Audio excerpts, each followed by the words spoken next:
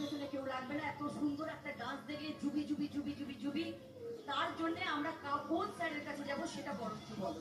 আমরা জেনে নিচ্ছি কৈলাস স্যারের কাছে। बेटा आपने जो डांस किया इतना हेवी, इतना अच्छा परफॉर्म किया कि हमारे जो जज बैठे हुए, हमारे जो गेस्ट बैठे हुए हैं, वो भी नाचने लगे। बस अगर अच्छा नहीं लगता तो नाचते नहीं।